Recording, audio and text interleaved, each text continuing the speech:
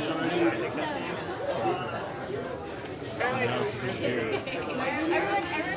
Oh yeah, the mic's mic's over here. It's like, how do you get away with things all the time? Meanwhile, let you get ready. And call me so we can get together. Yeah, I really want to do that. we try to work this out.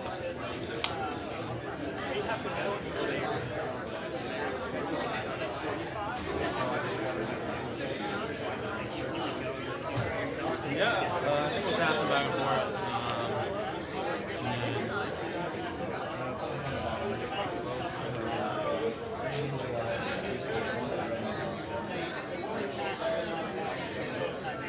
And then you tap it. Yeah, you just tap in and go in. You guys ready? I never said where. That's good.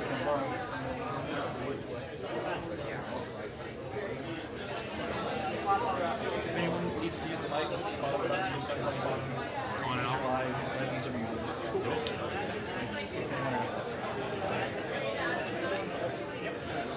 Evening, folks. Can I have your attention, please? My name is Mike Kane, and I publish the Austin Monitor. Always happy to talk about what that is. For those of you that don't know it, I'll be around, so please do come say hi. I'll let the rest of the panel introduce itself in just a minute. But first, I want to throw a thank you out to the Austin Technology Alliance, Austin Technology Council Policy Coalition, and also TechVotes for having this, and of course Capital Factory for hosting us. This panel is supposed to be about what is at stake in this election, and I think we're probably not going to talk to you about Donald Trump so much, but we will talk to you about stuff that I would argue is just as important at the local level. And so I'll throw that out to my panelists here. What is at stake? What are we talking about in 2016 on the local ballot in Austin, Texas? Tom, you want to take it first? I don't, actually. You don't? I don't. But I Amy, let's talk why don't about you? it. Yeah, all right. Okay. So, Same time. I actually might have to talk about Donald Trump because I'm the only one here that works on federal policy and the federal elections, but I don't really want to spend that much time on him. What I do want to say Who is, does? so I work for Forward US, which is a bipartisan organization. We don't endorse candidates on either side of the aisle, but we work on policies like immigration reform. And so what's at stake is really the future of political parties and the way that political parties are responding, or in this case, not responding, to a majority of voters in this country, right? I think on a national level, what you're seeing is that the frustration a lot of voters have with the people that represent them is leading to a kind of a reckoning for both political parties. And so I think what's at stake is really the future of how we want our elected officials to represent us, and whether we are willing to step up and hold them accountable. And what's also at stake is the future of the political process on a national level. So lots of really big things at stake. Since you mentioned partisanship, I'll throw this out to everybody who's going to answer the rest of this question. You know, Austin local elections are not supposed to be partisan elections. I think anybody that pays attention to the city of Austin knows that there are certainly partisan divides on council. But if in addressing your answers, if you could address that sort of concept,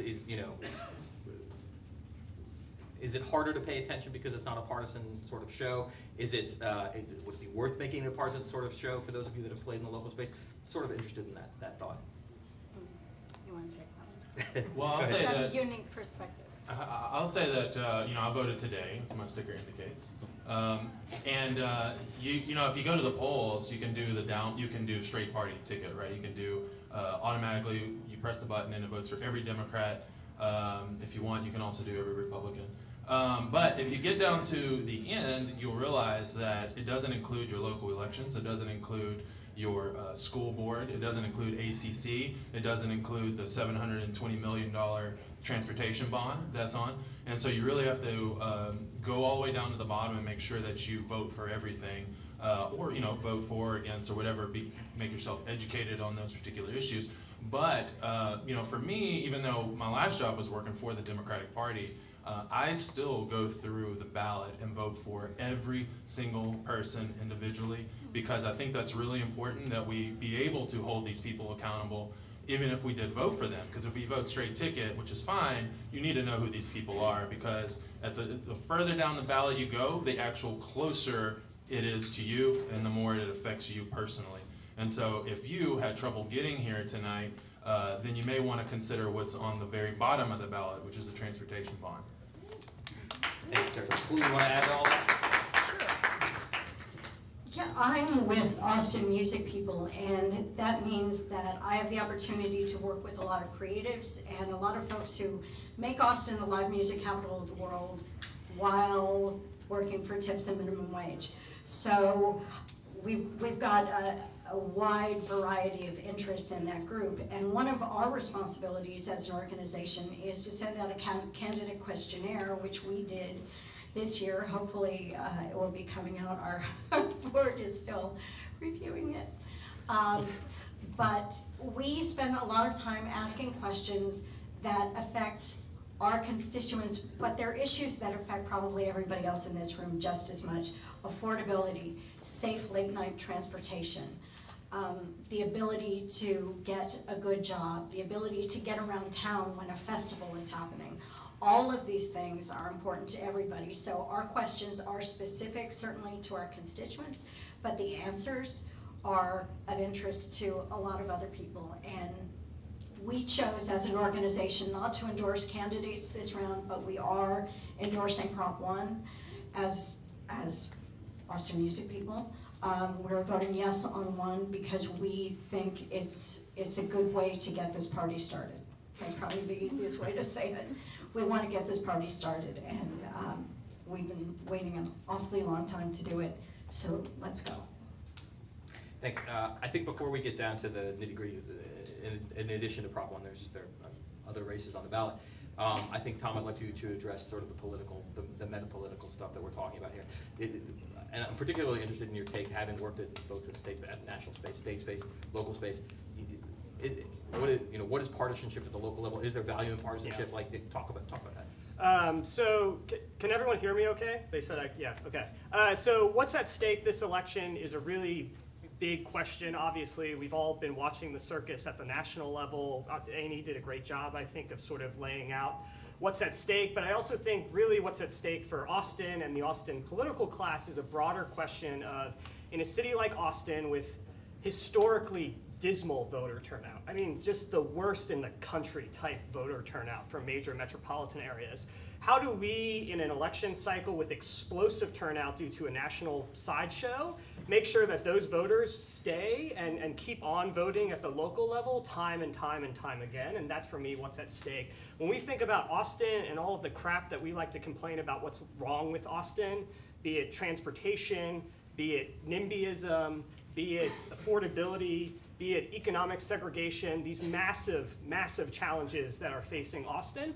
All of those decisions that brought about that reality were decided 10 and 15 and 25 years ago, and everyone was too busy not voting because they like living in Austin, right? There's good barbecue, and there's cold Lone Star, and there's good weed, and there's live music. Like, what's not to love, right? And none of us voted, and we've now inherited this cataclysmic city with really, really big challenges and great things about it as well. So in my mind, what's at stake is how is elected officials, candidates, many of whom we have here tonight with us, and thanks you all for being here, how are we as political professionals and folks who work in the political and policy sphere going out to Austin voters and using their reason for voting this time, which may be voting against for Donald Trump, as a way to educate them on the importance of municipal elections and what's going on here locally. Okay. And that didn't answer your question, but it answered your first one. It did, and it gets to another point, I think, which is, if I can sum, what's at stake, I think, for those of us who operate in this sphere, and I consider myself that, we operate a publication that depends on people to pay attention, and Yep. And so it's in our interest to see those turnout numbers go up. So there's a lot of stake for those of us up here, and I sort of want to. I want to get you guys to communicate to the folks out there. Yep. How are we going to do a better job? I think maybe we do need to do a better job of getting, making the case to folks out there who haven't participated in local elections. What do we need to do? Joe, you've organized. You're taking the microphone. Go ahead. Right, so first of all, I have to give a shout out to our county tax assessor collector, Bruce Elfont, who made national news for getting our voter registration number up to 90% of eligible registered voters in this county, which is unbelievable. This is a goal he had 2 years ago. He's been working on it. He hit it. So that's one thing. You get people registered to vote. You get people interested in the process, and then voting becomes a habit. especially as you win, right? Everybody loves to win. You get a couple of wins and it feels really good, and you keep going. But if I could challenge you, you know, we two numbers, 2014 election, first 10-1 election, turnout numbers were about 40%, which is epic, right, for the city of Austin. Then we saw numbers on May 7th when we had an election that lots of people paid attention to, for lack of a better phrase, the Lyft Uber election. We saw turnout numbers at 17%. Doesn't seem like there's a lot of staying power there, does it? Well, let's see, the 10-1 election was a November election, was it not?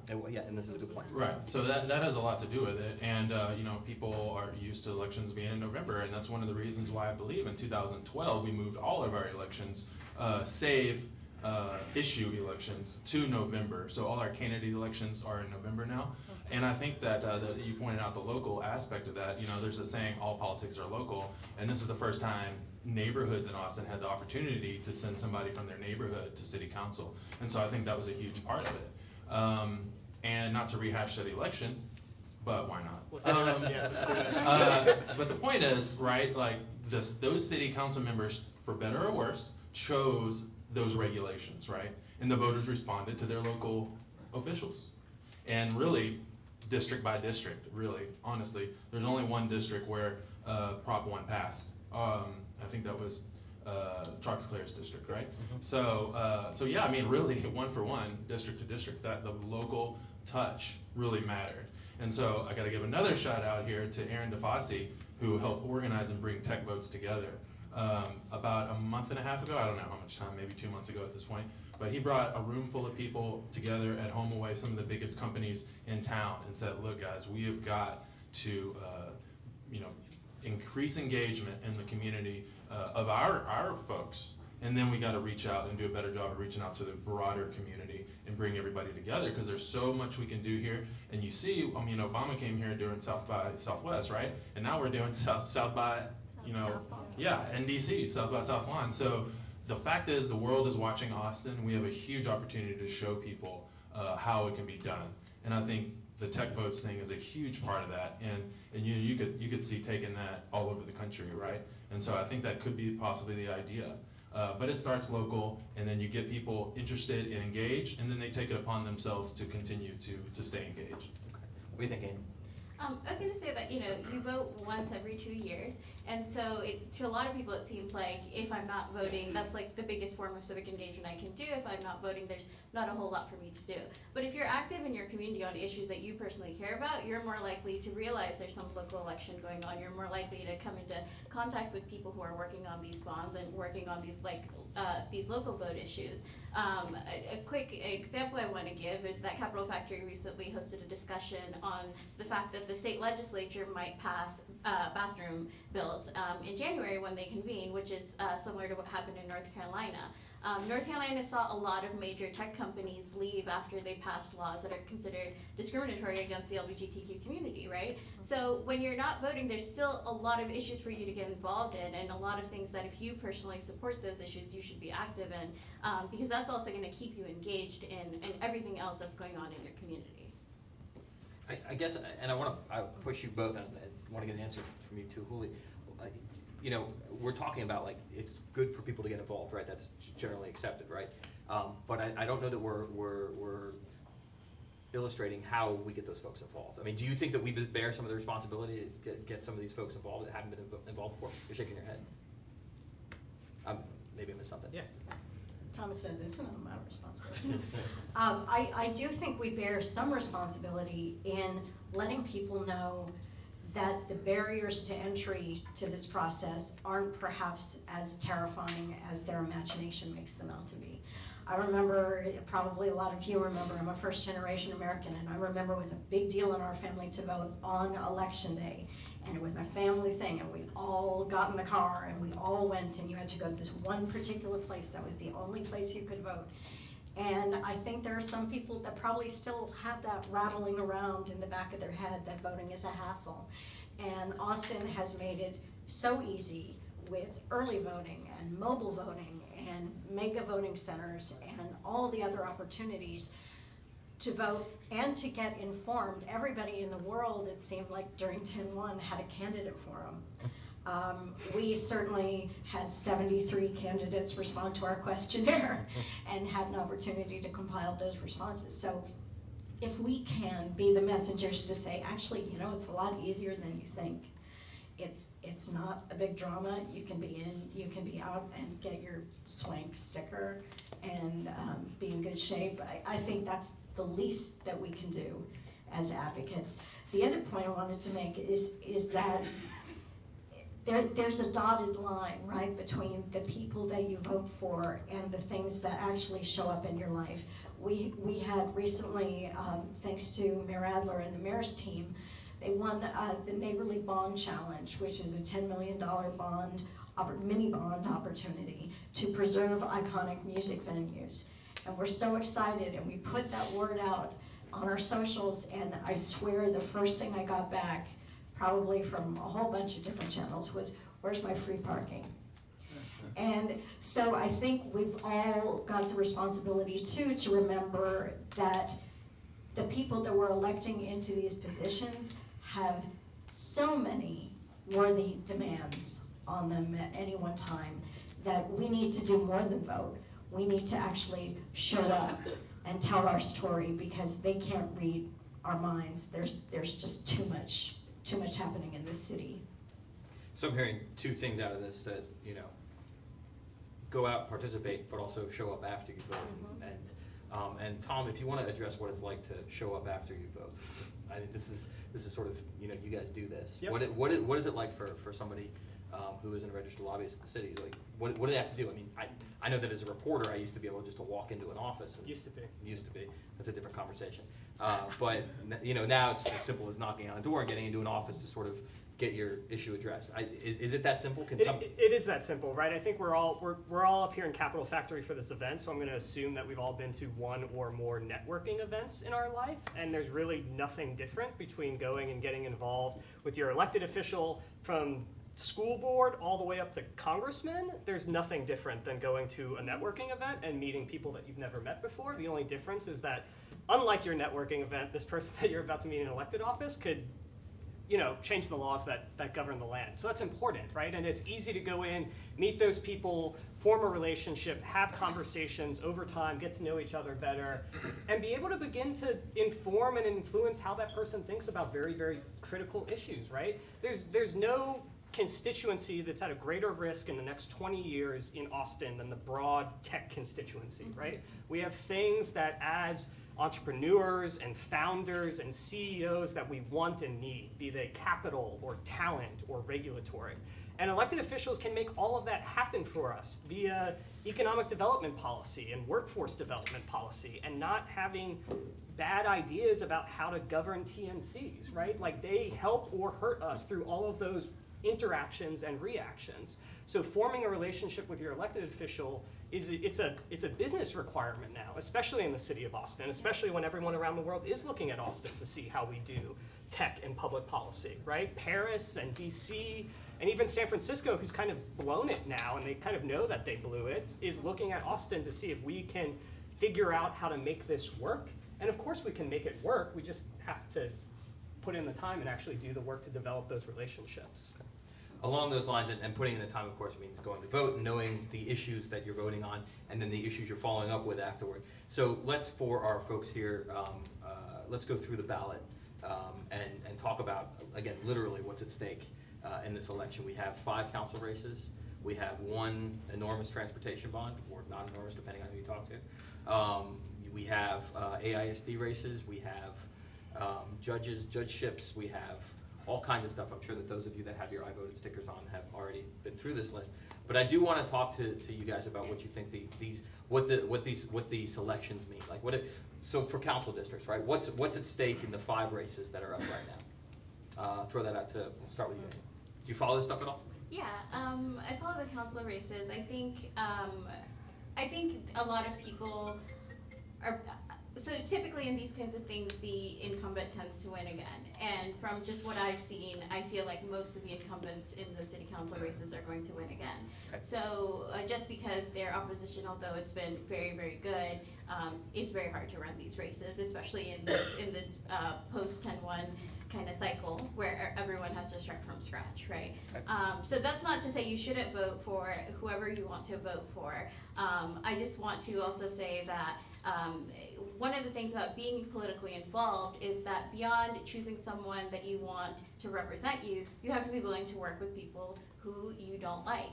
There's a lot of people who I think are going to win again, who the folks in this room might not like that much, and who they might have some, beef with them based on how they voted on TNCs or other issues. Names? Not gonna name names exactly, but I think it's really important to learn how to work with them. And I want to give a quick example from a discussion that Tom and I had just a few days ago, which is that there's people on the city council who are probably don't align with the people in this room about how the city should develop in terms of density, in terms of how it's planned, in terms of housing, right? But there's enough people in the tech industry that probably support that more urbanist perspective to make a difference and to put pressure on city council to pass more kind of urban development, progressive urban development plans. But until you guys get involved, until we all get involved with those interest groups and learn how to work with the people who right now are causing a really big problem for the rest of the community, nothing's gonna happen. So vote however you'd like. My impression is just my impression, but also be willing to work with the people that you might not necessarily be voting for. Yeah, I'd just like to add to that, because that's exactly right about your first point. You got to make those connections, and you have to follow up with the folks, even if you disagree with them, because it can influence very heavily their decisions. There's actually a kind of a saying in politics, if you're an elected official, that you should never base your vote on whether you like somebody or not, unless it's a tie, right? So, if it's a tie and it's like, no, that's just a joke, it's okay. But the point is, like, you should develop those relationships, and it does make a huge difference, because, if a council member gets 10 calls in the same week about the same issue, it's on their radar. You may not feel like it, you may, that person, they talked to me for 2 minutes, whatever, they took my name down, whatever, what's gonna really happen? Makes a big difference, believe me.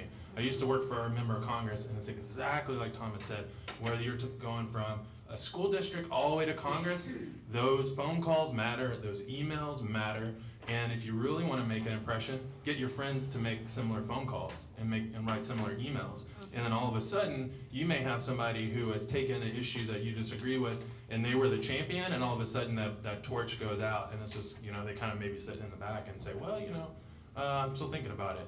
And that makes a huge difference. And I would add just real fast to that bears out, I watch council way too much. And, more often than not, if offices get those calls and those emails, they'll say something. They'll say something from the dais, and they'll confirm what you're saying. So it really does work.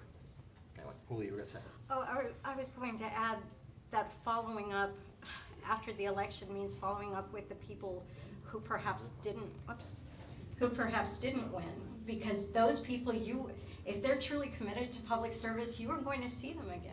Yeah. You're going to see them over and over again. They will pop up in a different place. They will be on a board or a commission, or they will be on an organizational board where you're volunteering, and they will be able to continue to make changes. Those relationships are important.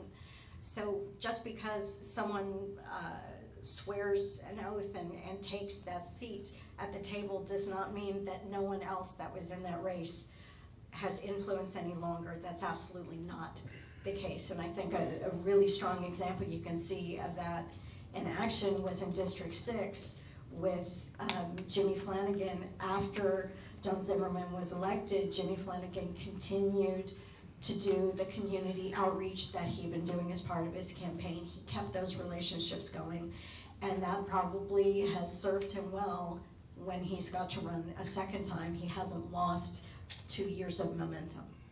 Okay. I think I want to switch gears just a little bit, and I want to challenge you guys to come up with an issue, a major issue in the city of Austin, and then sort of tell everybody here give everybody here your take on what's responsible for it, who's responsible for it, how do we get there? And I want to leave that open because I think there are a lot of issues and I think there are a lot of things to discuss. So, so Joe, you want to go first? You have a microphone in your hand. Okay. Well, one issue is affordability, obviously. I'm the vice chair of the Community Development Commission, which oversees affordable housing in the city of Austin. And, you know, I guess it's all those people moving here from California. So they're the ones that fall. But, you know, it's a complicated issue and it's difficult because everybody sees their rents going up, everybody sees their property taxes are going up, and it's really, really difficult because the more, you know, if everybody who has money around the world or the country moved to Austin, there's never going to be enough space, right? But how do we use the infrastructure that we have? Super complicated, obviously. I'm in the transportation industry right now by trade with Ride Austin. But what we're seeing is people who can't afford to live in the city are being pushed out to the end, but they still work in Central Austin, so they have to commute back, causes more congestion, and we lose so much time and money in that commute, in those commutes, and it's of course horrible for the environment, and time is money, right? And so we really have to think smarter about how, you know, land use policies and how we work together to accommodate the people and the new type of economy that we have. And it's very difficult because people who have been here for a long time, they feel a certain sense of entitlement to the space, right? And so that's very difficult. And sometimes it's a lot harder than supporting, you know, more housing or not, you know, and you get in kind of the nitty gritty of urbanism and density development and stuff like that. But the point is, extremely complicated issues, and I think we just have to give it credit that it isn't just as easy as saying, well, we want to build more housing. You build more housing, it's going to be more expensive. It costs more to build new housing. How do we preserve the housing we have right now, but also accommodate more people and you know, use that land to house people instead of cars, for instance. And affordability has been a thing that council members, you know, everybody's been talking about for, you know, I'm sure forever. But I think that it's an awfully general description. I'd like to challenge you to sort of offer the folks in the room a way that they can get involved in addressing those issues. How can the folks here get involved in that issue or that suite of issues?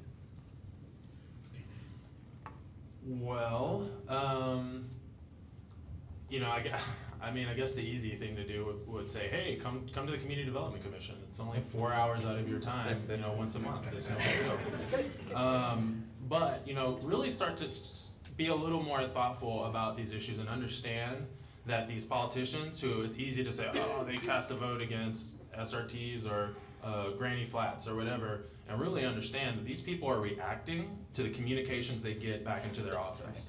Those people who complain, they vote, they show up, they write, they call, and if you and your group of friends do that outside of Facebook, then you're probably going to be a lot more effective.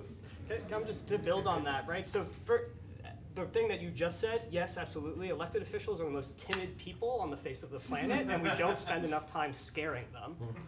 But the second thing, though, and the CDC does great work, and right. But affordability as an issue in Austin, although it is complex and daunting to think about and to roll up your sleeves and get involved in, it's actually not a complicated issue, right? In the city of Austin, we are down 75,000 units of housing in Austin. That's how many units of housing we do not have right now for all of the people who live in Austin. So that's not even saying in 2026, we're gonna need another 75,000 units of housing, right? So we're already in the hole. The easiest thing that we can all do to get involved in our affordability crisis is vote for city council, because in the end of January of next year, the city of Austin is going to give to a newly elected city council their first draft of the Code Next code. That's right. Code Next is the first time that the city of Austin is rewriting its land use and development code since 1986. I challenge everyone in this room afterwards over beer to come to me and name a policy challenge in Austin that we have that I cannot point back to our crappy land use and development code and say there's the reason why. And we're gonna rewrite the entire thing right now, including the very, very awful STR ordinance that City Council recently passed, which totally ignores and puts to bed any thought that City Council values homegrown Austin companies like HomeAway, right? So this is, it's not, It's not complicated, and I don't mean to say that directly back to you, right? It's really not that complicated. The city of Austin is rewriting the code that's govern how the city develops for the next 40 years, and they're asking all of us to participate in that and help them draw up the plans for what Austin should look like in 5, 10, and 25 years, right? The reason that I, as a 25-year-old in the city of Austin, has totally written off the thought of buying a home, like I'll wait till my second career in Denver for buying a home, is because of our massive affordability challenge, and because we don't have density inside of neighborhoods, and because where I live in Cherrywood, which is literally 1.6 miles away from the state capital of Texas, it's a single family neighborhood. There's nowhere else in the world that such a thing could exist in a city that claims to be a top 10 city in the country in terms of GDP, in terms of population. And all of this, all of Code Next is about our transportation issues, right? If we have more density, we're gonna have less people, especially poor folk, driving in for their service industry jobs that they've been totally pigeonholed into, but they have to live out in Round Rock and Pflugerville to afford rent. That doesn't make any sense, right? If we had more units in Austin, they'd probably be able to afford live here and get off of I-35 and stop creating traffic. So there's a very important issue that's coming up. It's Code Next. It's tied to transportation. It's tied to affordability. And 11 people, the city council members plus the mayor, are going to fight for the next 3 years over what should be inside that new code. And all of us have to get involved, or else the next time you complain on Twitter about traffic on I-35, it's just like, come on, screw you, man. Where were you during Code Next, right? We just fought about that. And that's my soapbox for the night. Oh, I was gonna say, is that your issue? That's the issue. And that's how they can solve it? That's how they can solve it. Well, then that brings us to Amy. What do you think? So yeah, I can totally pile on to affordability for a very long time as well. We're also this year electing a new sheriff. Our sheriff, who has served the city for a really long time, is retiring, and the person who I was very involved with the Democratic primary outside of work for the sheriff election, because one of the biggest issues for immigrant communities in Austin is that they do not go to the police when they experience violent crime because of their immigration status, right? And this is actually a situation that across the country people have said, this doesn't really make sense. My job as a police officer is not to figure out if you should be here or you should not be here. It's to make you feel safe, and it's to make sure that if some kind of criminal activity is going on in your neighborhood, you can kind of come to me and let me know. So this has been a really big sticking point in the Democratic primary for the sheriff, but also in the current sheriff election right now. And it's such a big issue that, and like y'all have been saying, like people are really looking to the elected officials in Austin around the country. Our chief of police, Arda Acevedo, is actually on a national task force for the Department of Homeland Security, where they're weighing in on how to kind of process immigrants in jail. So you have a lot of people with national eyes on them, right? Whether it's Sally Hernandez, who's running for sheriff, or Arda Acevedo, and you have other levels of politicians responding to them and really really seeing, like, are you setting a precedent for that we can follow the rest of the country? So, the sheriff election is also going on, and immigration is a really big criminal justice issue at this point. So this is something, I don't know how many of you ever, knew about this, but another thing in the community that's going on. And I think that some would argue that their job's at stake here, right? Where you have, there are folks that want to come here and work, and may have a harder time coming here and working here, state of Texas and all. And I think that if I'm putting your words in your mouth, please let me know. It seems like Sheriff Hernandez presumably would sort of counteract that to some degree. Is that what you're saying, or? Sorry, say that again? So Sheriff Hernandez, if elected, has said that she would make the city of Austin a sanctuary city. The if elected part is largely a formality, given the fact that she'll probably be elected. Yeah. I'm just trying to bring it back to an angle that folks in the room might really care about, and not that the other stuff is invalid. It's just that, like, sort of bring it home, if you would. Yeah. So basically, Texas has tried on the city level, on the state level, for a very long time not to become places like Arizona and Georgia, where very stringent laws against immigration actually cost them a lot of money and ruined industries like agriculture and construction, right? So we as a community also have sort of a stake in this issue, even if you don't personally care about immigration.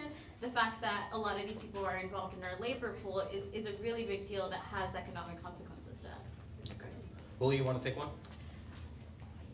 Yeah, I'd like to follow up and maybe bring some of these threads together, because affordability, yes, that's an issue for folks residentially. It's also an issue for our small businesses.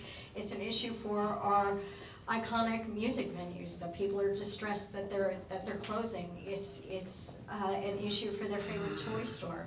All of these things get affected by the affordability challenges, not just residential properties. But I have to say, and somebody said before this that my job was to give hope to people who were thinking about voting.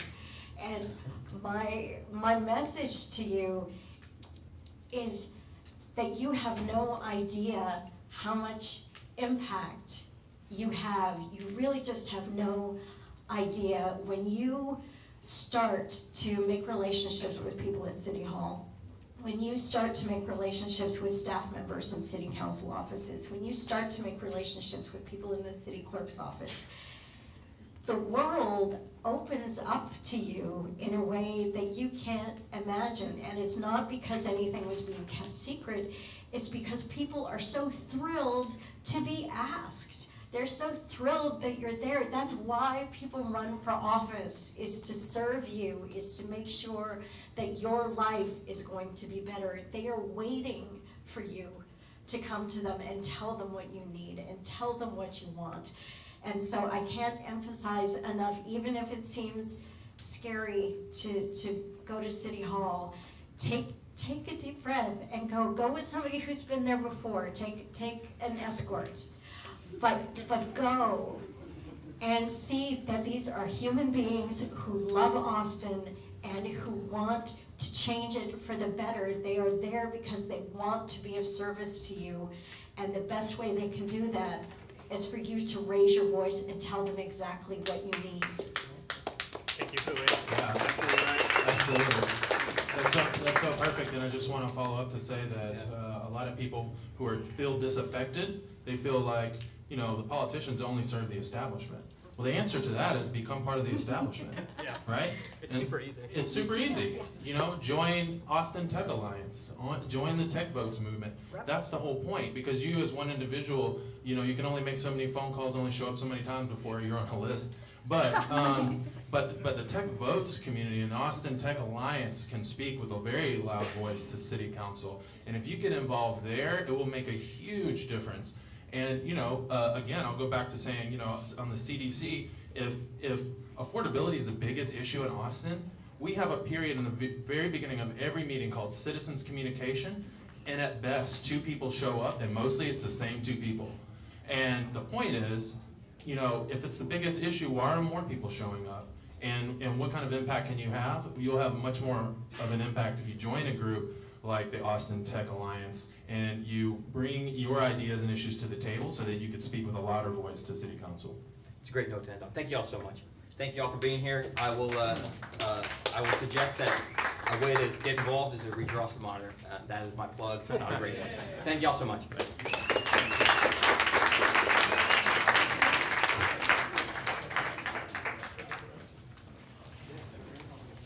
Hey, Joseph.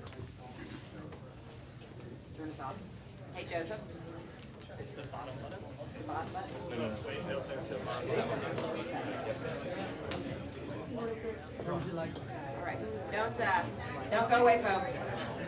We got the mayor.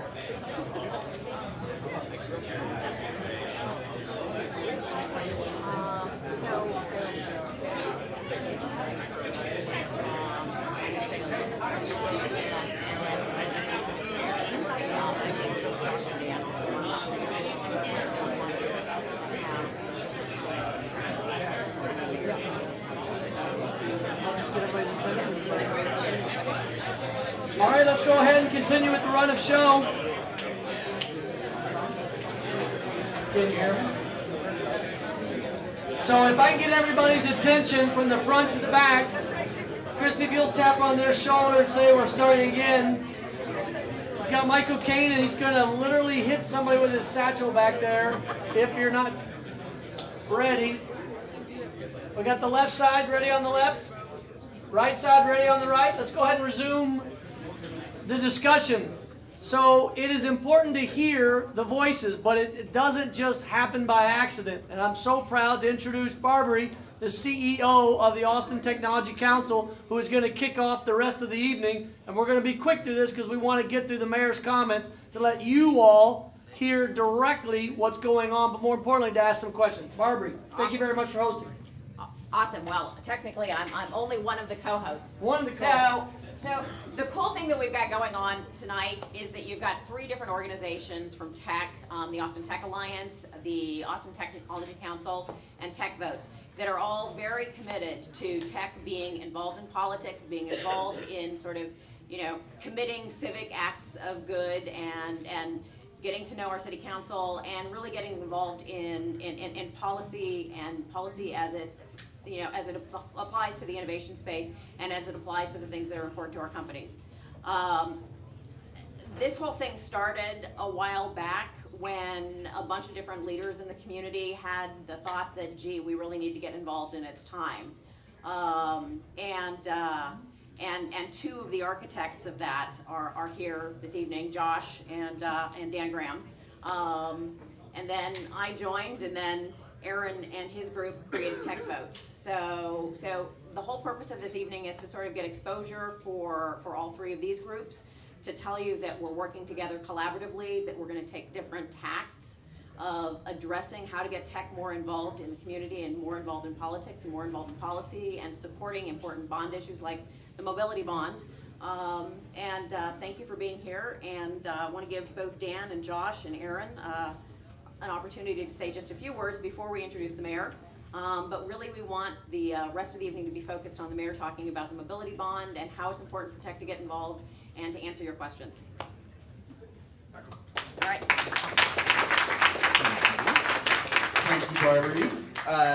As Barbary said, it's so great to see, I think, obviously got a little bit of a kick in the pants, but seeing all the tech community getting together and rallying around this. We do have, there may be a few different organizations. I think you'll find we're all very well aligned. I think I just can't imagine something that the Austin Technology Council, which I'm also a part of, would be championing or be promoting that the Austin Tech Alliance would not be in agreement with. But what you'll find is this is politics, and there's different types of organizations that can do different things and have different focuses and goals. And I think that'll be pretty clear how we work together and how we can do different things that push in the same direction. So one of those that I'm so excited to announce today, I mentioned this a few weeks ago, is we just launched our app today. I want to give a big shout out to Mutual Mobile, who just cranked this thing out over the past 3 weeks. It wasn't quite as much of an effort as getting Ride Austin out in the time that they did, but it still was great for them to crank it out and get it ready for election. And so you can download it today. It's on Apple and Android. It's the Austin Tech Alliance app. And when you go there, what you'll find is a list of all the candidates, their positions on the 3 issues that we've been tracking, particularly FCR's ride sharing and the mobility bond. Their contact info if you want to contact them, a map showing you where you can go vote, and that's really just a start. Obviously, we had to get this out as quickly as we could, but in particular, we're really excited about using this as a tool to really engage with the tech community and give you a voice and a way to speak up. So more coming soon, but would really appreciate it if you both download the app and help get the word out about getting other people involved and using it to help with voting. Obviously, the big thing is to go vote. So hopefully you all voted today. I don't know, they probably asked you this already 10 times, but who voted today? Awesome, thank you. Good round of applause for everybody who voted today. It's early voting, and so that's a big part of what this is to kick off. And obviously in voting, the big things in this local election, there's the national election. I don't think that's plenty covered. We won't cover that too much. But in the local election, the big thing is you're going to be voting for city council members, depending on which district you're in, and the mobility bond. And I know that's what Mayor Adler is so excited to talk to us about today. I personally, the Tech Alliance has not taken a position on the mobility bond at this time, and that's just basically because we're such a new organization. We don't feel like we can take a position on it, because if we're supposed to represent the tech community, we need to talk to the tech community before we do that. But personally, I am in favor of it, and I know Dan is as well. And I think for me, what it really comes down to is I've tried to dig in, and I did not just jump out and support it. I really tried to make sure I understood it first. Thank you to the mayor. I spent quite a bit of time talking with him about it and others. And I think what it comes down to is, look, getting a bond passed is super hard. It's kind of one of those things like, you can make some of the people happy some of the time, but you can't make all the people happy all the time. Well, getting a bond passed is trying to make all the people happy. all right? And that's why it's really difficult, because Austin's really diverse, and Austin has a lot of different needs. And there's almost nothing you could put together where somebody would look at the pond package and be like, oh, that part's wasteful, we shouldn't go do that. Or, oh, I really want this to be in it, and that thing's not in there. But I think this package is a really good package that covers things we really need, because everybody knows transportation is one of our biggest challenges. And so the things in there are good things that need to get done. And I think the flip side is the alternative is we just don't do anything. It's not like we're considering two different things, like do this or do that. It's go improve the roads we have or don't do anything. And we cannot just do nothing. Like, our city's growing, people are coming here whether we like it or not. We need to do things to improve the stuff that we have. And so to me, that's why I'm supporting this is I think we've got to do something. In particular, I think for the tech community, things like the smart signals that we have in there and other technology parts of it are exciting. And it's not all set in stone yet. There's opportunity to get more in there. And I think there's more that we can be doing to encourage Cat Metro to be publishing APIs so that there can be kind of last mile ride sharing opportunities, or putting more sensors in the roads to get us ready for autonomous cars, or transit screens that show people what options there are for where they should go for all the different types of things they can use. And so I think there's still opportunity to add that as well. But I'm supporting it. I hope you do too. And I know that's what the mayor's here to talk about. So I'm going to hand it over to him to tell you a little bit more about that, and hopefully have some time for him to answer your questions too. Thank you, Mayor.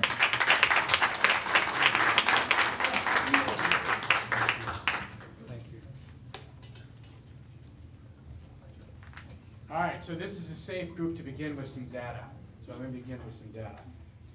There are 1 million people on 900,000 in the city of Austin. There are 2 million people in the metropolitan area.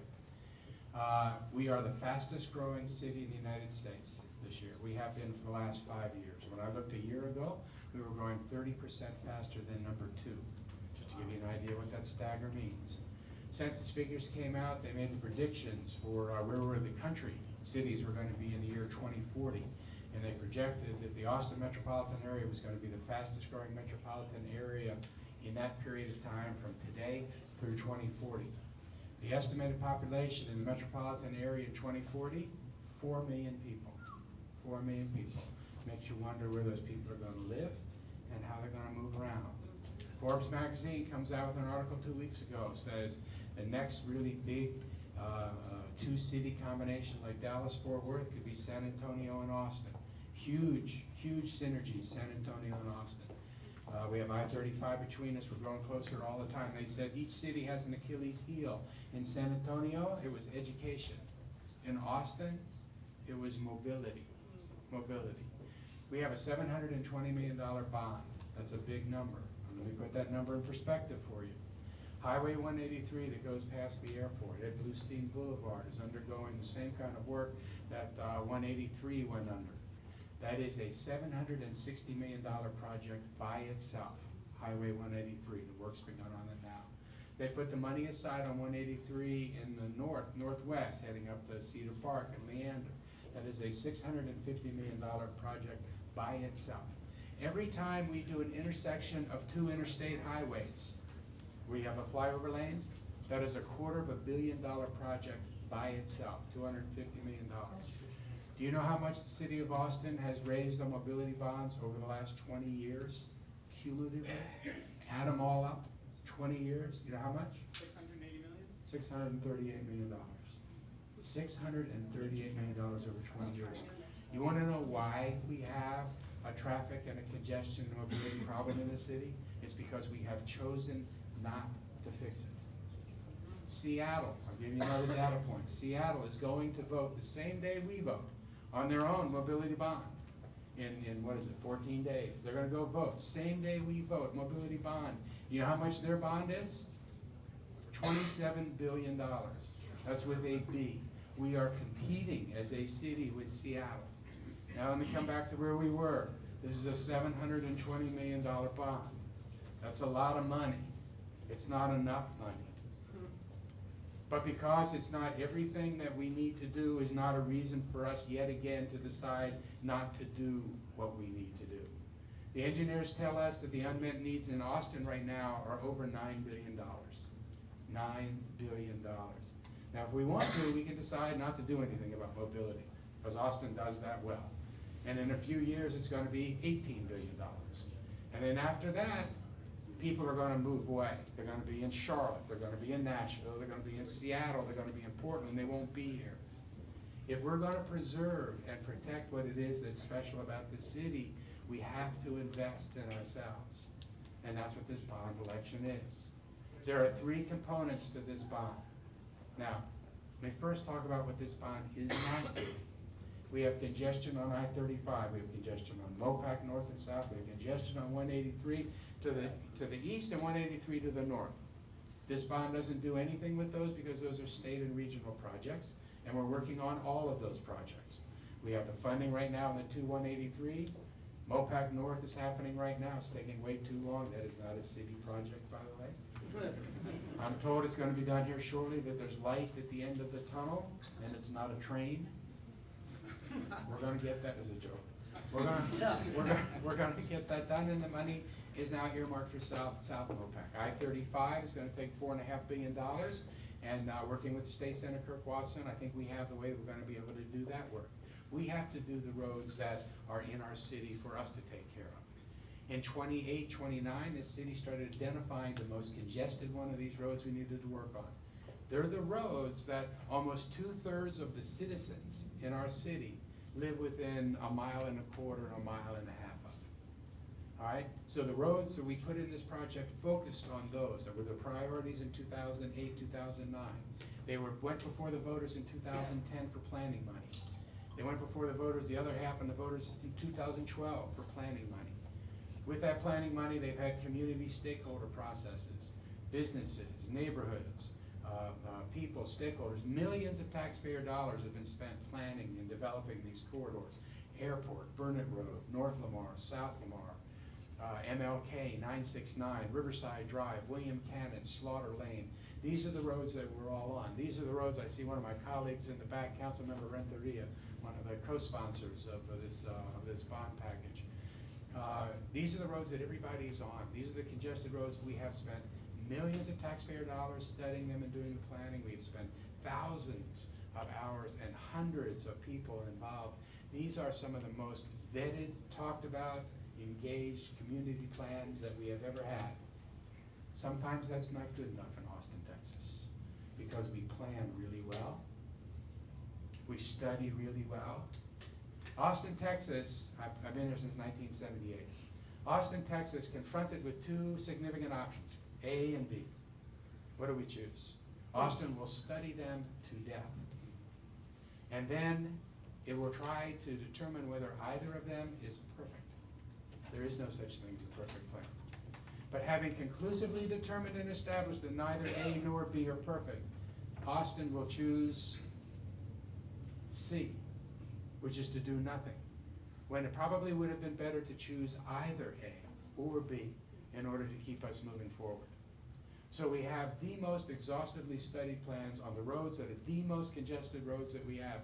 They're the roads that our strategic plans say are corridors that we need to develop with the housing supply that we need in this city. Those are the corridors that we have to have transit working, the different modes of people being able to move around the city. This is the skeleton for that. So the engineers come to us and they say, if all you're concerned about is road congestion and cars, what work do? You do this work on these corridors. If you're a transit person and you want to make transit work in this city, what do?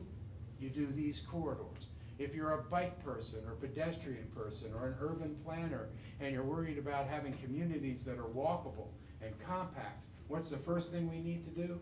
These corridor plans. This is the common denominator that the professionals and the traffic engineers tell us is the base for any of this work. We can decide in a few years which one of those forks in the road we want to take if it's presented to us. But right now, we have to do that base work. Of the $720 million in this bond, almost $500 million of it are these corridors. What's it doing on these corridors? It is not taking away lanes for bicycles and transit. Not to say that that wouldn't be a good idea. I'm just saying that these plans do not do that, despite what you hear from the do-nothings in Austin. The do-nothings in Austin, the people that will say A or B, do nothing, it's the same three people. It's the same three people do-nothings in the city that have opposed the housing bonds and the school bonds. It's the same people that are opposed for us looking forward and doing what we have to do to recognize that Austin is growing and it's changing, and we actually have to bring new ideas to the table, and we actually have to do something if we are to preserve and protect what it is that's special about the spirit and soul of this city. We do not take away lanes for that, but what we do on these intersections and on these roads is we put in right and left turn lanes so that you're not stuck behind cars while they're making those turns. You put in bus pullouts so that you're not behind a bus when a bus pulls out. You put in queue jumps so the buses can get back into traffic. You take bicycles out of the road and you put them in a protected bicycle pathway on the side of the road. It's much safer for cyclists, and it gets cycles out of the way of the cars that are on the road. It means that you synchronize lights with the technologies that exist today to be able to determine in real time the speed and number of cars that are going through an intersection so that you can adjust lights. You know how the city of Austin adjusts and synchronizes its traffic lights now? Most of the city? We send somebody out with a clipboard and a stopwatch every 3 years. That's an improvement. It used to be every 5 years.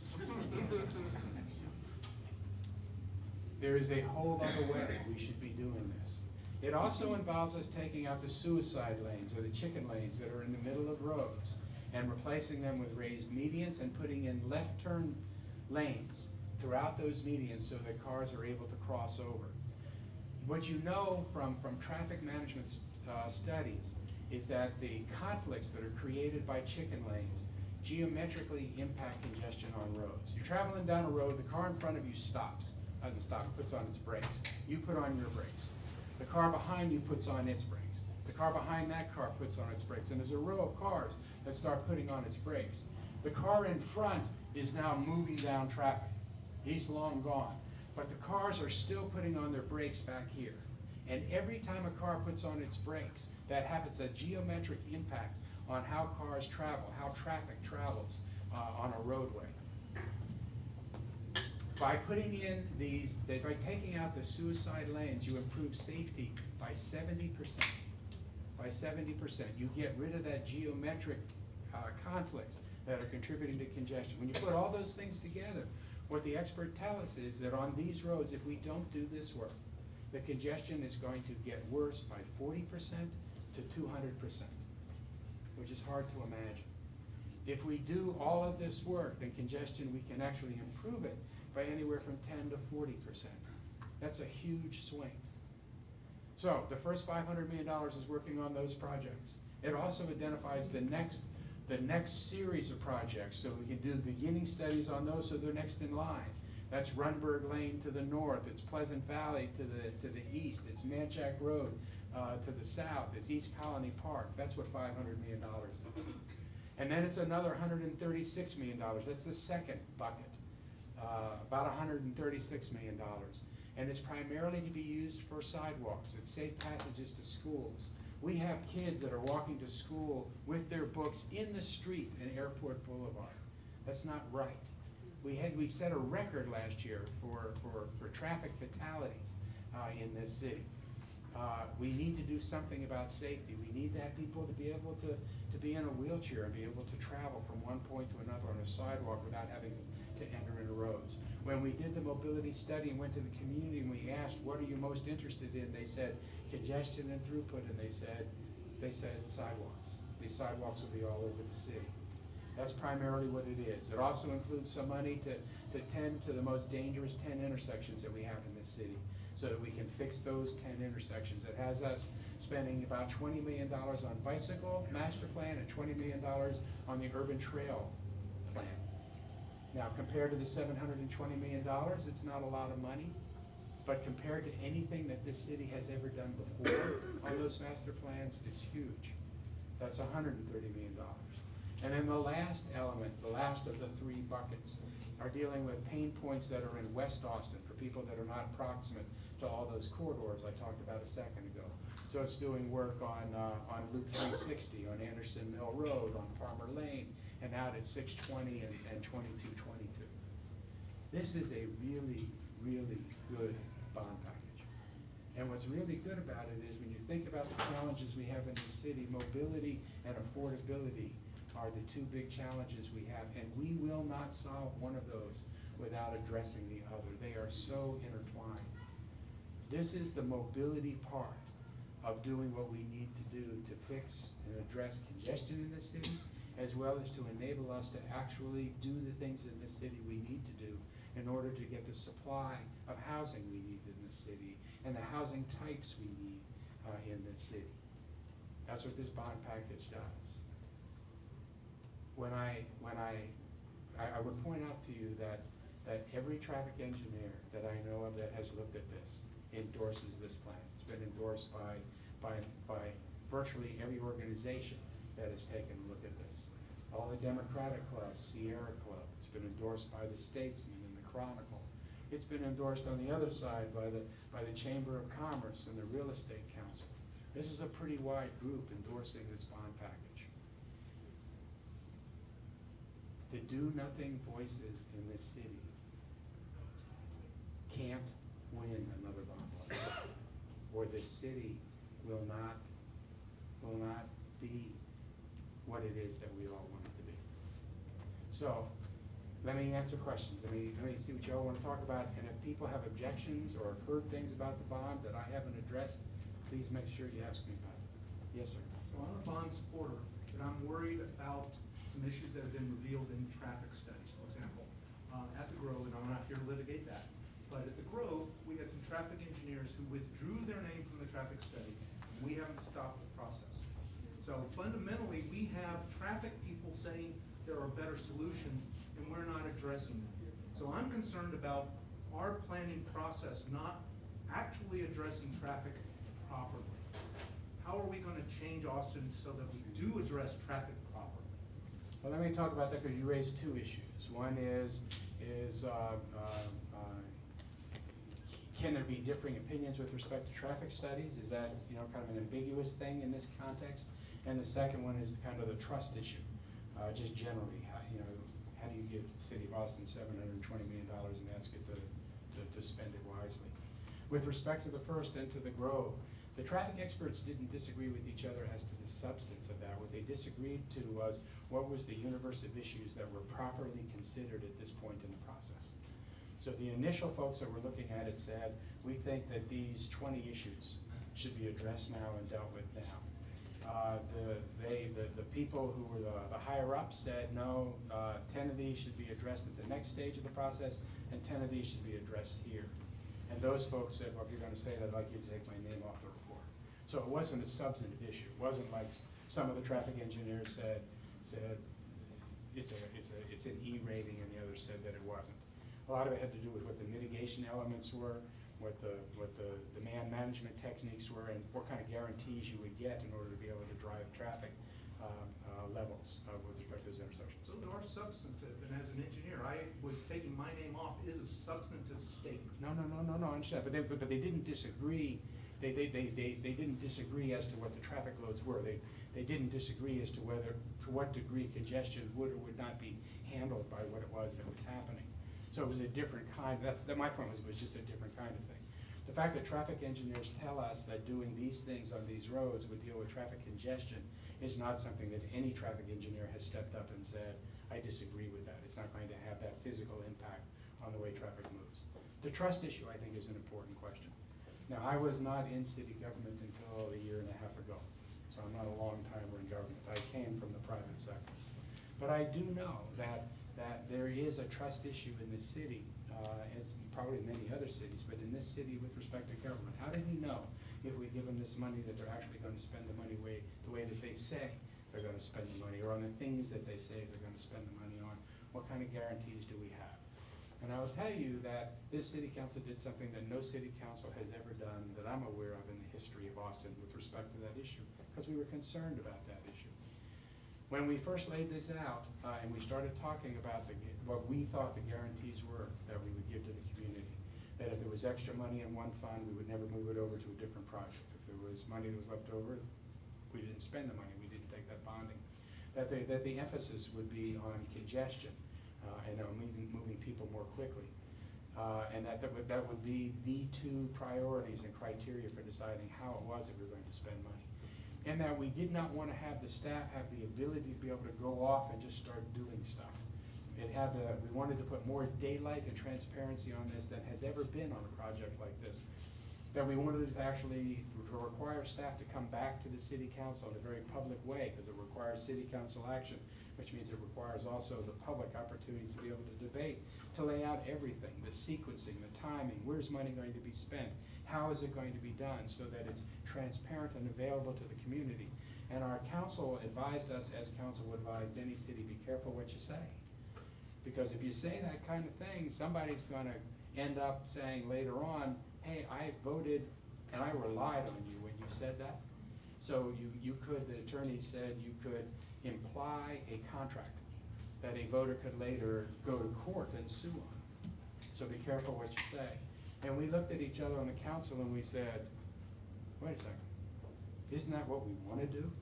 Don't we want to tell people things that they in fact can rely on?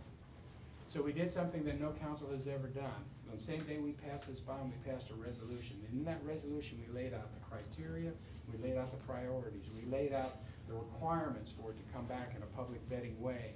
We laid out the prohibition against the staff from being able to go out and execute without that. We laid everything out.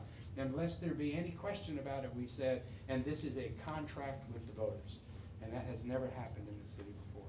So I understand the trust issue. I think we have done everything we can possibly do to daylight that process. Yes, sir? Yes, sir. I have my vote on the tech bond. I know that's why you're here to talk. Thanks. Thank you. I think myself, like younger residents of Austin, but also the tech community, could also use a vision to get behind for the future.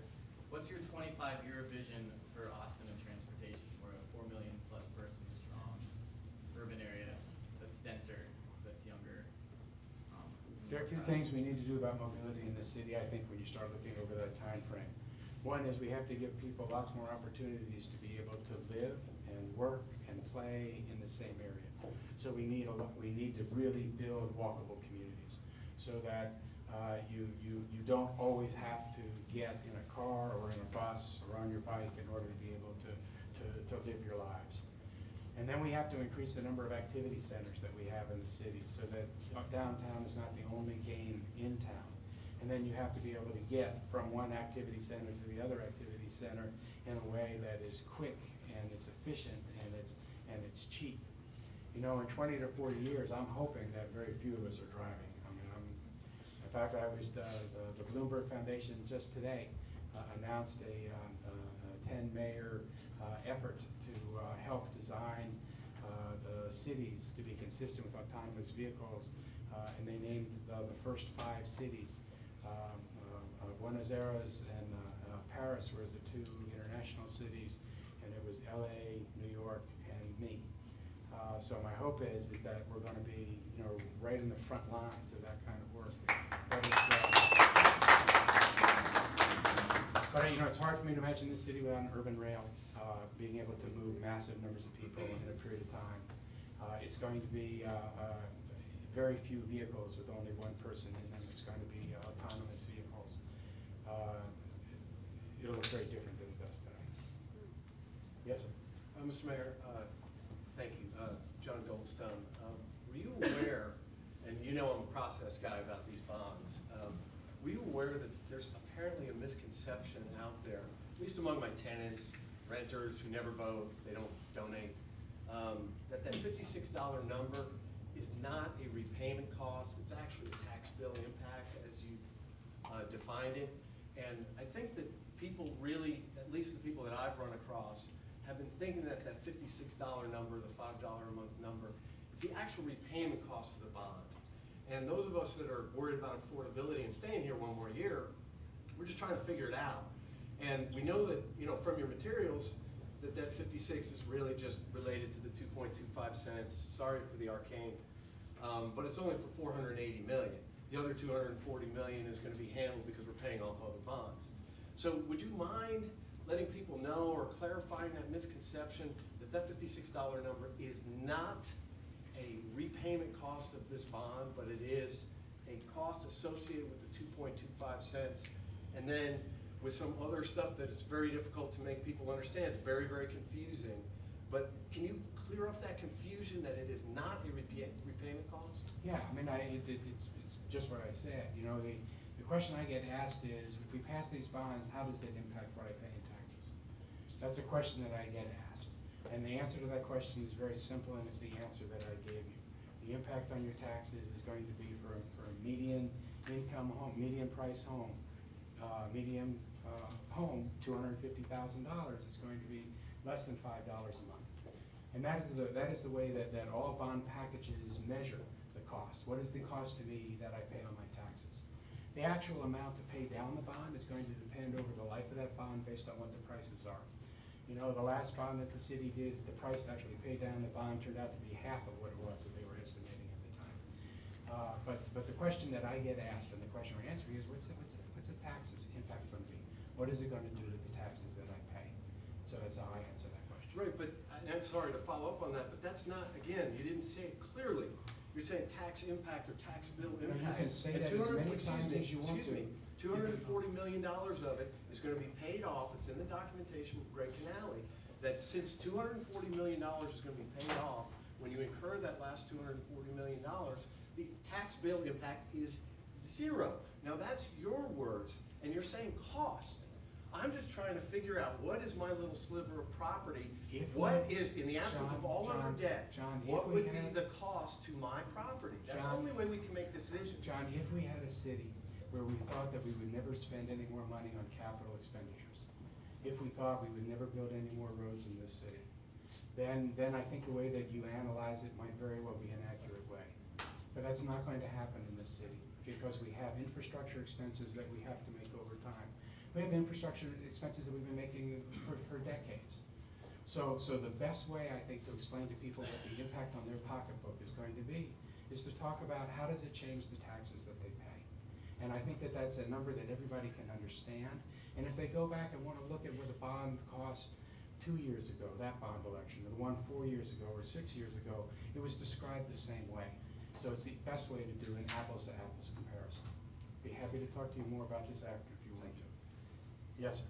Mayor, thank you very much. I voted today and I voted in favor. Thank you so much. When I look at our peer cities that we compete with as particularly a technology city, Denver, Portland, Seattle, they're all easily 10 years ahead of us already when it comes to rail transit. So my question for you is, how you describe this bond, it actually seemed really small to me. I used to live in Seattle, and I know that the ST1 and ST2 referenda were successful because the city laid out a very grand vision and then asked for a ton of money, and everyone got behind that vision and said yes. I know Denver did the same thing about a decade ago when they started their, I think now 5-line transit system. Why didn't we do the same thing? Paint a really big vision and ask for a really big number to make a step change difference? I think that's something that we probably, that is something that we need to do. And in fact, we've initiated that. So we have several strategic plans that are all happening at the same time now. We have a city strategic mobility plan. Capital Metros just issued their short-term strategic mobility plan, working on their long-term strategic mobility plan. My hope is that in 2 or 3 years, we're going to be able to come back to this community the same way it happened in Washington, D.C. when I was growing up and Metro came out, and they laid out the plan for what mobility was going to be in that city over the next 20 years, and people could see everything that was going to happen and how they fit into that. I didn't want to wait 3 years to do this very basic work, because whatever we decide is going to require this work. It is the lowest common denominator. We have an election that was happening right now, and quite frankly, everyone around me was saying, start. So whatever we do on the strategic plan, the master plan, we're going to have to do this work. So we have a big election right now. We have 400,000 people voting. We can be halfway done this work as we are beginning to launch and study that. But I would expect this city to do exactly what it is that you're talking about. Yes, sir. Mayor, thanks for all the work you've done. The comment, though, caused me to want to bring up the aspect of affordability. Being able to live here as a homeowner, and one of the issues is that one bond actually is not independent of another. And one of the crazy things that happens in the state is the Robin Hood plan for our education. And so as a homeowner, you look at how much money is going out every year that's not staying here that we're paying for education. And I think the day that we're able, I know that's a huge undertaking and we're working very hard, or maybe you could speak to that at the moment, because I think the moment that that finally stops and people realize how much money has stopped, can now stay here in Austin, that's going to open up the door for a lot of other bonds that right now are, it's like they just can't afford another bond. You know, every bond costs money. Even more than you cannot afford another bond, you cannot afford to not do this bond. People in our city are spending over $1,000 a year sitting in the traffic that we have right now, just sitting in traffic. That's much more than what this bond adds to the cost that people have. In order for us to actually do something about housing prices in this city and affordability in this city, we have to invest in the infrastructure. Do you know, when you talk about the average home in this city, homeowner in the city, and when you talk about affordability, you talk about what it is that they're spending their money on. They're spending over 20% of their money on transportation costs right now. They're spending 20% of their money on their housing costs right now. Almost 40%, a little over 40% of their money they're spending on housing costs and transportation costs. Childcare is the next biggest element. It takes you over 50% if you have childcare. Do you know how much your property taxes are, which includes all your bond payments as a percentage? 1.6%.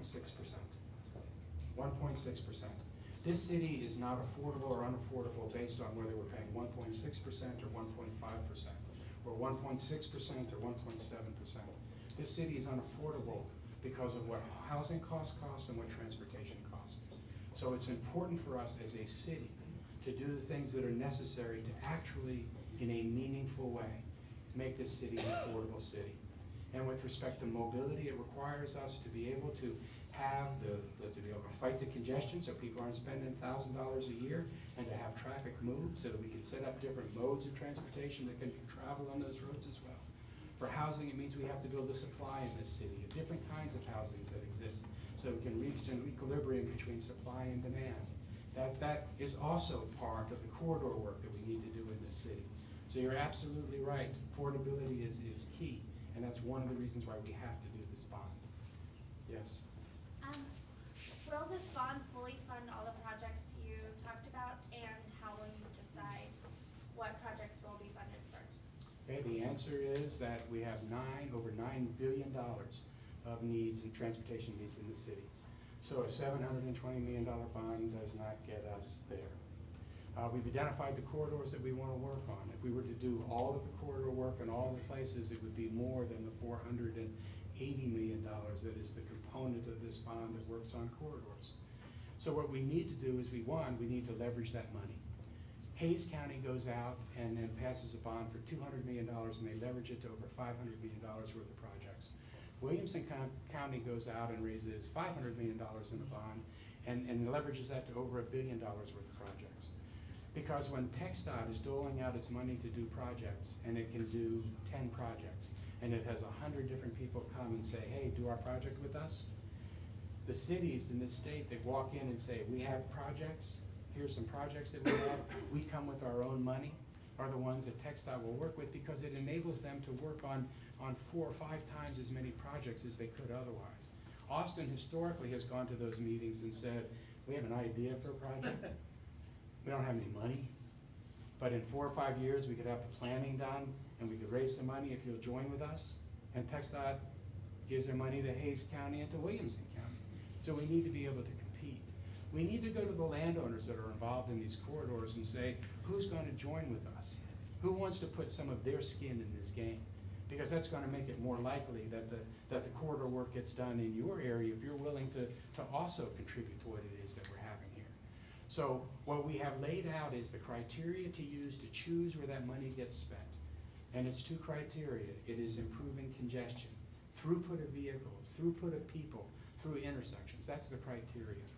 So the staff's going to come back to the council, because we required them to do it in a very public way, and say the biggest bang for your buck, the biggest return on investment is if we spend the money in these places in this way. And it's going to be very public. The entire community can be part of that conversation. The entire community can weigh in on those conversations. But will it be enough to do everything we need everywhere? The answer to that is no. Is that a reason not to get started?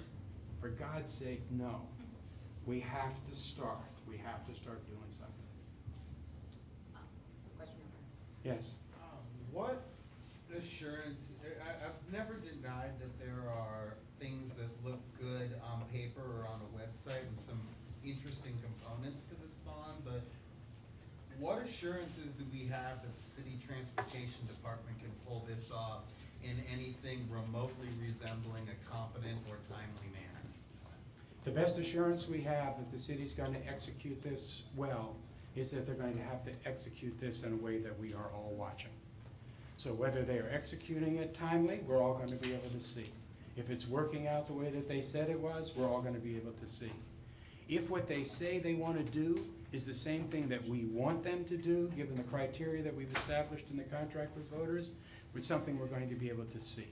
We have structured this bond in a way that does not allow our staff to go away and go into a dark place and start building stuff.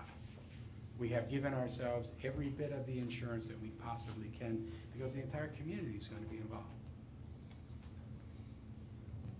Another question. Yes, sir. I'm still having a little trouble understanding how eliminating the chicken lanes is actually going to help the problem. Because with the chicken lanes, you have people turning left distributed evenly over a long period of space. You put in a median and then a turn lane, now you have people who want to make all those left turns here, here, here, all got to make them here, okay? And if that is like a half-mile turnout lane, it's going to overspill and it's going to block the lane. It happens all the time now on 360, all those people trying to turn north on Mopac at rush hour. Right. It always spills That's a design and blocks issue. It's a design issue. You don't have to design it so that a left turn lane overspills. You can design a left turn lane so it doesn't overspill. How do you do that? But they probably make it longer.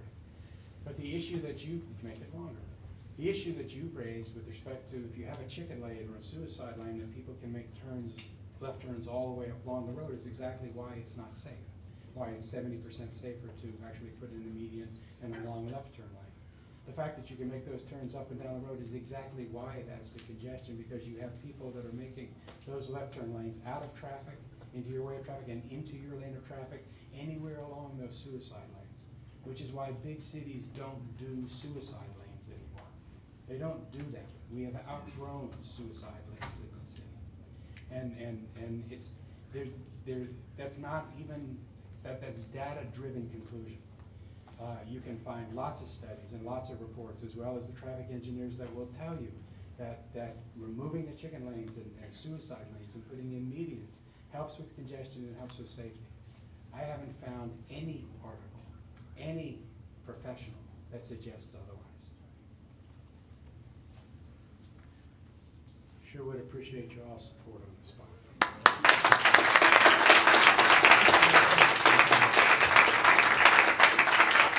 I want you all to take away from this evening, no matter how you feel about the issue, there's a couple things you need to understand. As a tech entrepreneur myself, I don't write or know Java well enough, but I have some really fascinating people on my team that I trust for their answers. I'm not a CFO, but when it comes to all the matters of what we're trying to do in our company with relation to money, I trust my CFO. When it comes to all the legal matters, I go to our general counsel. Look, not every person in this room has to be a traffic engineer. But if you're in the tech space and you do care about the future of our city, I want you to trust some of the folks that have become passionately involved with it. So Josh, if you'll come up here and kind of stand for a moment. Dan Graham, who does so much in social entrepreneurship for our city. David, who now leads and helps as the executive director of the Policy Coalition. Aaron, and all that he has done to accumulate the TechVotes as a part of this.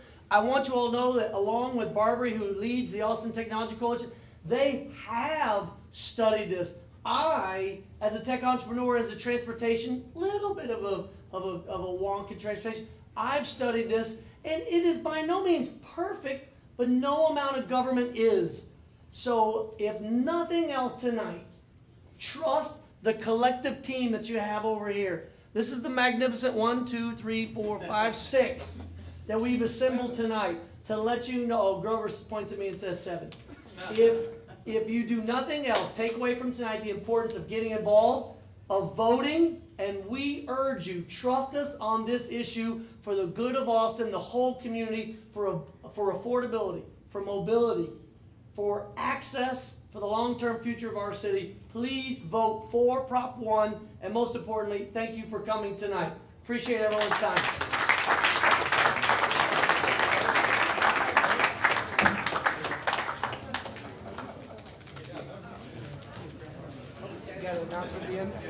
Hey, and if you guys still want to hang out, there is a happy hour going on in the kitchen with free food and beer, so feel free to do that too. Fruit beer. Thanks for coming out. Appreciate your support.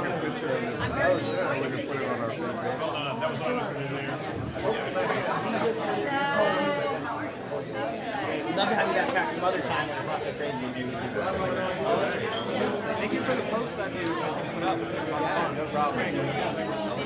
Yeah, he's working on my transportation bond right now, but he's actually working on it. He's my policy there. Yeah, I normally work as I'm David.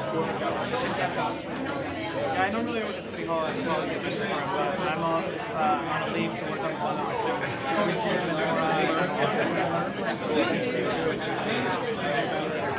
you doing, sir? Yes. Things are going great. Congratulations on this. I'm sitting on the sidelines, but I'm seeing this stuff. This is really great. People are cheering me on. I really like doing it.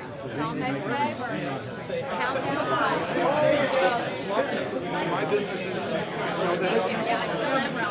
sort of like the hedge fund people have me totally, so I show up at tech things, but I'm really not in the startup game anymore. I'm doing a bunch of side ventures. I'm trying to help the tech accounts.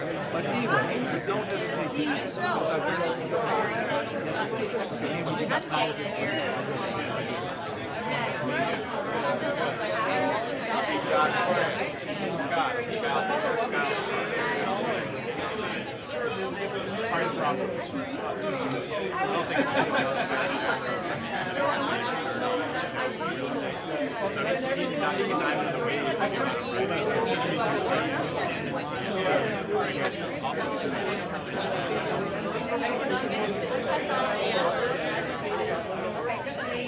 I got a story for you.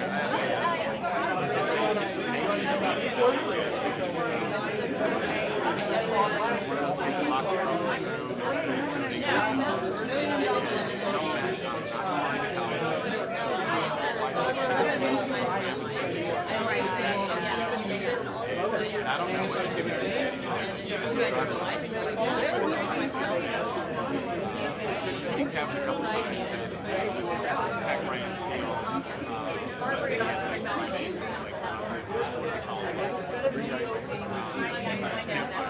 He did that last year. I'm not necessarily trying to talk about it. You know what?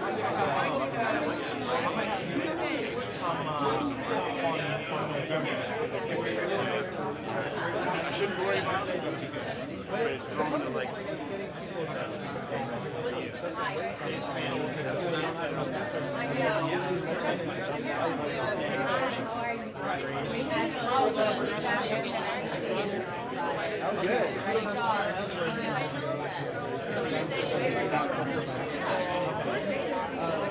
Down progressive needs support, just like you guys are talking about.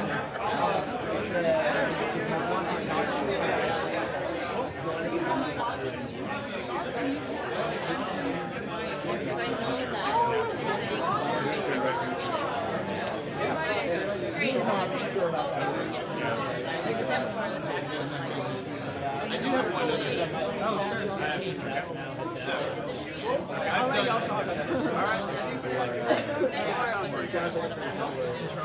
He's like throughout Manhattan, wish he could come into football games. He's living in He's smart. Yeah. I'm trying to see if we can find a way to have the church and I'm just worried about him that person who doesn't get into one of these programs.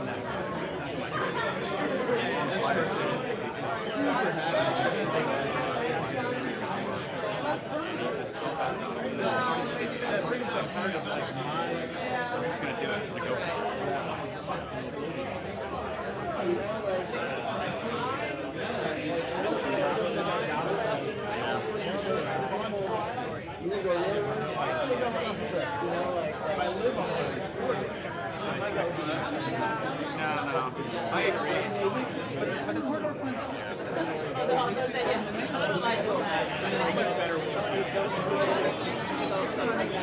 South of Mars, it's pretty much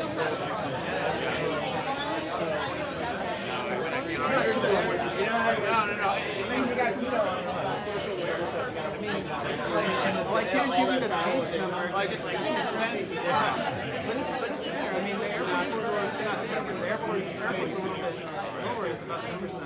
But it's on there. Why those numbers aren't being It's like that's what I've asked. I've applied for just like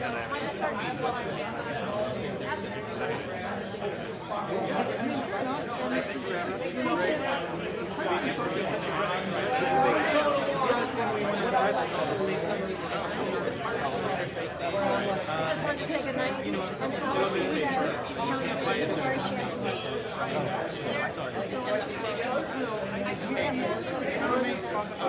we had that breakfast club. I had a couple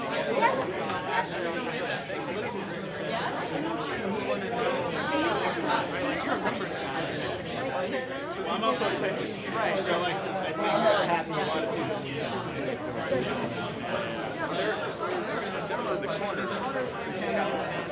a lot of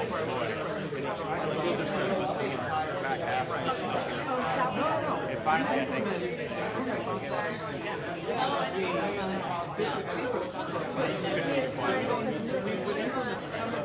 would actually be for construction and master plan instead of saying, you don't know how much that would be. But it's not a study.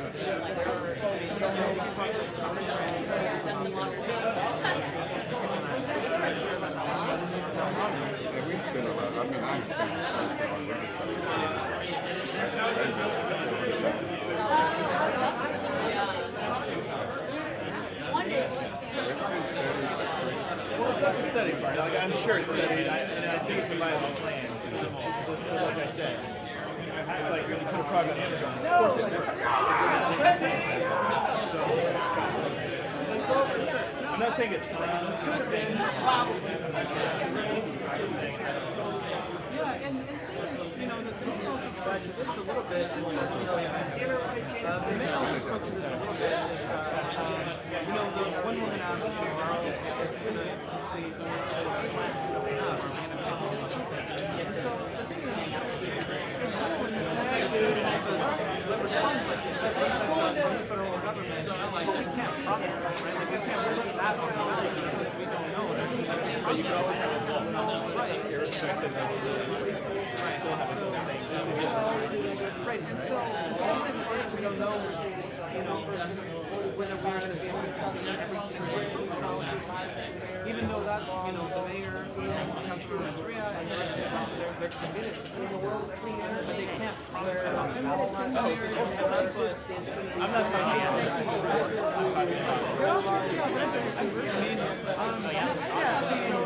and I used to